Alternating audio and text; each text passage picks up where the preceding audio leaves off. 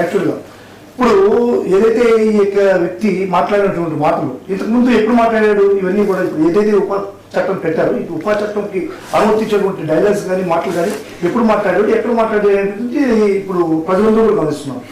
ఎప్పుడో మాట్లాడిన మాటలని ఇప్పుడు ఎందుకు తీసుకుని రావాల్సి వచ్చినటువంటి ఆ పరిస్థితుల గురించి మేము మాట్లాడుతున్నాం సార్.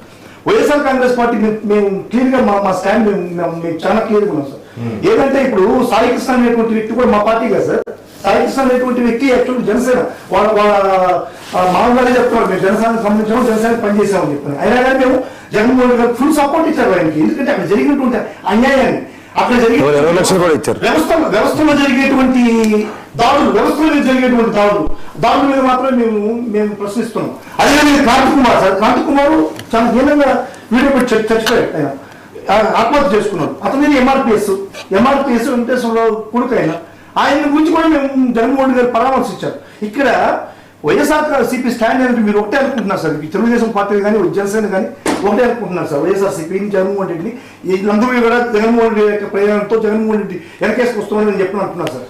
మేము ఏ వ్యక్తులు కానీ మేము వెనకేసుకొని రావట్లేదు. వ్యవస్థలో జరిగేటువంటి పొరపాట్లు వ్యవస్థలో జరిగేటువంటి దుర్వినియోగాన్ని మాత్రమే మేము వెనకేసుకొని వస్తున్నాం. ఇప్పుడు రావణ అనేటువంటిది చేసేటువంటి ఈ యొక్క దేశ సమగ్రతకి సార్వభౌమత్వానికి చెడ్డ జరిగితే రావణే కాదు మా పార్టీలో మినిస్టర్లు చేసినా సరే మేము ఖండిస్తాం సార్ ఖచ్చితంగా. ఎందుకంటే దేశం ముఖ్యం, రాష్ట్రం ముఖ్యం, ఫస్ట్ పార్టీ వ్యక్తులు ముఖ్యం కాదు. ఇది వైఎస్ఆర్ కాంగ్రెస్ పార్టీకి జగన్మోహన్ రెడ్డి స్టాండ్. అవును సార్, చెప్పండి. అదే సార్ ఒకటి సార్. ఇంకొకటి సార్, ఇప్పుడు ప్రస్తుత పరిస్థితుల్లో ఉన్నటువంటి పోలీసు వ్యవస్థ చేసేటువంటి దుర్వినియోగాలపైన దాడులపైన చేసేటువంటి అక్రమాలపైన మాత్రమే మేము ఉక్కుపాదం మోపాలని వాటిని వ్యతిరేకించాలని ప్రయత్నిస్తున్నాం. ఇప్పుడు ఇదే రావణ పైన ఎందుకు మీరు ఈ ఉపా చట్టాన్ని ముందుగా ప్రయోగించలేకపోయారు? 2 సంవత్సరాలు ఇప్పుడు కూడా గవర్నమెంట్ 2 సంవత్సరాలు ఉంది కదా, ఎందుకు ప్రయోగించలేకపోయారు? ఫస్ట్, సెకండ్, థర్డ్, ఫోర్త్లో ఎందుకు మీరు సెక్షన్స్ రాయలేకపోయారు? ఇక్కడ ఏమనిపిస్తుంది సార్, ప్రజలు చాలా క్లియర్గా చూస్తున్నారు. పవన్ కళ్యాణ్ గారిని ఏదో ప్రశ్నించాడు, పవన్ కళ్యాణ్ గారిని తిట్టాడు, పవన్ కళ్యాణ్ గారు అసెంబ్లీలో ప్రవర్తించారు కాబట్టి ఆ పవన్ కళ్యాణ్ గారిని తిట్టినటువంటి ఆ సెక్షన్స్ పెడితే ఏదో ఒక 10 రోజులు 15 రోజులు జైల్లో పెడేస్తారు కాబట్టి మన కక్ష తీరిపోతుందని చెప్పి 4 సార్లు ప్రయత్నించారు. 4 సార్లు ప్రయత్నించి 4 సార్లు విఫలమయ్యారు. విఫలమైన తర్వాత ఏదో విధంగా రావణ్ణి అరెస్ట్ చేయాలనేటువంటి ఒక దురుద్దేశం అనేటువంటి పోలీసుల్లో కానీ పార్టీలో కనబడుతున్నాం సార్. ఇంకొక విషయం చిన్నగా మేము సూటిగా ప్రశ్నిస్తున్నాం సార్. దురుద్దేశం పోలీసులు కనబడుతుందా లేదా పవన్ కళ్యాణ్ గారు కనబడుతుంది? పాలకులది. పోలీసులు అంటే ఇండైరెక్ట్ గా పాలకులదే కదా, పాలకులది కనబడుతుంది. ఎవరైతే దీనికి ప్రేరణ చేస్తున్నారో, పోలీసులు ఎవరైతే వెనకాల నుంచి నడిపిస్తున్నారో వాళ్ళు క్లియర్గా ప్రజలకు కనబడుతున్నారు. అదే సార్, ఇప్పుడు చూడండి సార్, ఒక చిన్న ఎగ్జాంపుల్ చెప్తాను సార్ మీకు. ఈ పోలీసుల యొక్క పనితీరు, ఈ పాలకుల యొక్క పోలీసు కర్తవ్యం ఏ విధంగా ఉందని ఒక చిన్న ఎగ్జాంపుల్ చెప్తాం. కేవీఆర్ అనేటువంటి ఒక జర్నలిస్ట్ ని తెలంగాణలో వచ్చి అరెస్ట్ చేశారు.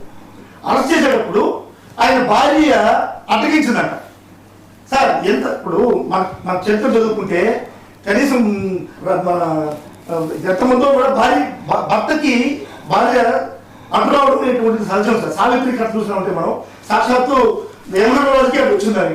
అటువంటి పరిస్థితుల్లో ఒక భర్తను అరెస్ట్ చేస్తా ఉంటే భార్య అడ్డగిందని చెప్పని ఇప్పుడు విధులకు ఆటంకం కలిగించారని చెప్పని ఆమె మీద కూడా ఈరోజు కేసు పెట్టారు ఓపెన్లో.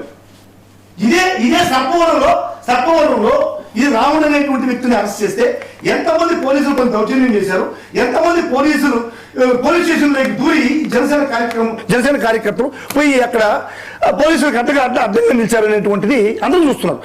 అన్ని మీ ఛానల్లో కూడా వచ్చింది, మన ఛానల్లో కూడా వచ్చింది, అన్ని ఛానల్లో వస్తున్నది. కానీ వాళ్ళలో ఒక్క జనసేన కార్యకర్తకైనా సరే ఇది కేసు పెట్టారా? ఇది పోలీసులకి విధులకి అర్థం కలిగించేటువంటి విషయం కాదా? మరి ఇంతమంది కేవీఆర్ భార్యకి కలిగినటువంటి ఈ చట్టం మరి సర్పవరంలో ఎందుకు జనసేన సైనికుల మీద కానీ అక్కడ ఉన్నటువంటి పార్టిసిపేట్ చేసినటువంటి వ్యక్తుల మీద కానీ ఎందుకు మీరు కేసులు పెట్టలేకపోయారు అనేటువంటిది ప్రజలందరూ కూడా గమనిస్తున్నారు సార్. ఇవన్నీ కూడా మేము ఇటువంటి వాటికి వైఎస్ఆర్ కాంగ్రెస్ పార్టీ సపోర్ట్ చేస్తుందే కానీ ఎప్పుడైనా కానీ తప్పు చేసిన వాడిని వెనకేసుకుని రావడం అనేది ఒకటి సార్. వీళ్ళకి అలవాటు అయిపోయింది సార్. ఇప్పుడు ఏదైతే తంబళపల్లిలో అక్రమ కేసులతో అక్రమ మద్యం తయారీ కేంద్రంలో ఒక వ్యక్తి అరెస్ట్ అయితే నియోజకవర్గం ఇన్ఛార్జి అతను పెద్దిరెడ్డి రామచంద్రరావు కోర్టు అంటారు. ఇంకొక వ్యక్తి సింగపూర్కి ఏదో మెసేజ్ పెడితే మీరు పెట్టుబడులు పెట్టబాకండి అని చెప్పని సాక్షాత్తు మన లోకేష్ బాబుకి అత్యంత దగ్గరైనటువంటి వ్యక్తి పెడితే అతను కూడా వైఎస్ఆర్ కాంగ్రెస్ పార్టీ అన్నారు. ఎవరైనా సరే అక్రమాలు చేసినదంతా కూడా వైఎస్ఆర్ కాంగ్రెస్ పార్టీ, ప్రభుత్వాన్ని ప్రశ్నించిన వ్యక్తులంతా కూడా వైఎస్ఆర్ కాంగ్రెస్ పార్టీ. ఈ విధంగా ఈ విధంగా ముందుకు తీసుకుపోవడం అనేటువంటిది ప్రజలందరూ గమనిస్తున్నారు సార్. ఖచ్చితంగా వీటికన్నిటికీ సమాధానం చెప్పాల్సిన అవసరం ఉంది. Right, okay. వంశీ